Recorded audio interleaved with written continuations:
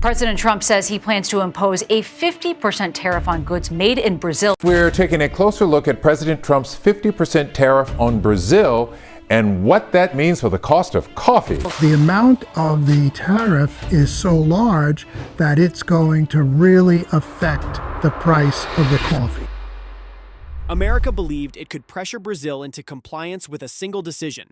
One tariff, one signature, one strategic move, and Washington assumed the world's largest coffee exporter would fall back in line. But instead of creating leverage, the United States triggered a global chain reaction that turned the coffee market upside down. And the biggest shift came not from a tropical powerhouse, but from a quiet northern country that doesn't grow coffee at all: Canada. When those U.S. tariffs hit Brazilian coffee, the reaction was instant. Importers hesitated. Distributors froze their contracts. Containers already sitting on American docks were left untouched, waiting for paperwork that never cleared. For the first time in decades, U.S. buyers could not guarantee their own supply. Prices surged. Cafes announced new menu rates. Grocery stores raised labels quietly to avoid backlash. Even ordinary Americans felt the turbulence in something as simple as their morning cup. Before we go deeper, this is Maple States. Subscribe for more calm, reliable analysis on global economics, trade, and North American strategy. Brazil didn't panic. It didn't plead for negotiations or wait for Washington to reconsider. Instead, it felt something deeper: disappointment and determination. Brazil understood a truth it had ignored for too long. It did not depend on the United States to survive. The world depended on Brazil, and Brazil proved that instantly. Rather than waiting for clarity from an unpredictable buyer, Brazil reached out to its trusted partners. China responded first, absorbing massive new shipments. Europe followed with long-term import commitments that promised stability and consistency. However, the most unexpected response came from a country far from the equator, a nation whose climate made coffee cultivation impossible, yet its consumption and imports were enormous. Canada cannot grow coffee. It cannot produce a single bean. But Canada buys coffee, drinks coffee, depends on coffee, and most importantly, doesn't weaponize trade. No sudden tariffs, no political turbulence, no unpredictable restrictions thrown into global supply chains without warning. Canadian importers immediately saw an opportunity forming in the chaos. America was tangled in politics. Brazil needed reliability. Canada needed a steady supply. And without making noise or drawing attention, Canada stepped into the space the U.S. had abandoned. Shipments that were supposed to dock in New York or New Jersey were quietly redirected. Containers destined for Houston were rerouted to Vancouver. Orders originally scheduled for American buyers were reassigned to Montreal and Toronto.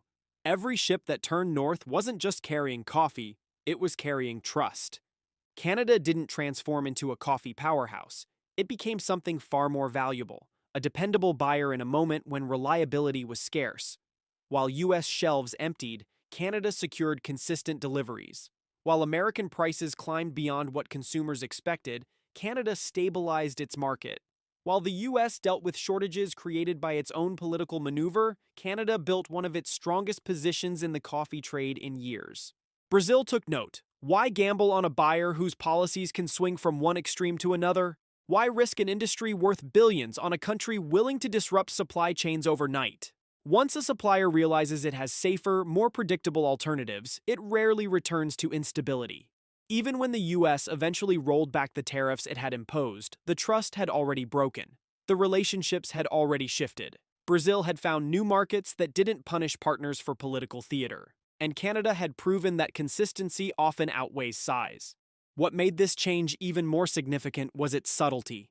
It wasn't broadcast on international news. There were no heated debates on television. It unfolded quietly through phone calls, re-signed contracts, port logs, and redirected ships.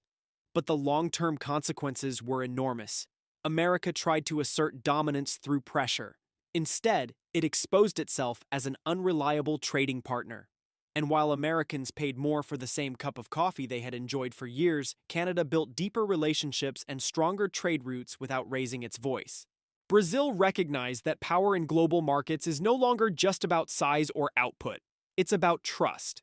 And Canada offered what the U.S. did not: predictability.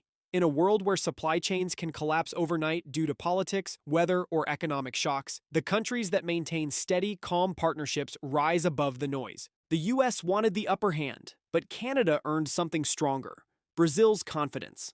And confidence is not easily undone.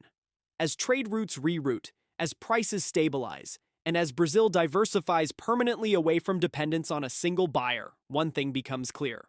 Canada did not grow a single coffee bean, but it grew into one of Brazil's most reliable trading partners. This is Maple States. Subscribe for more clear, steady reporting on how global decisions reshape North America, one market at a time.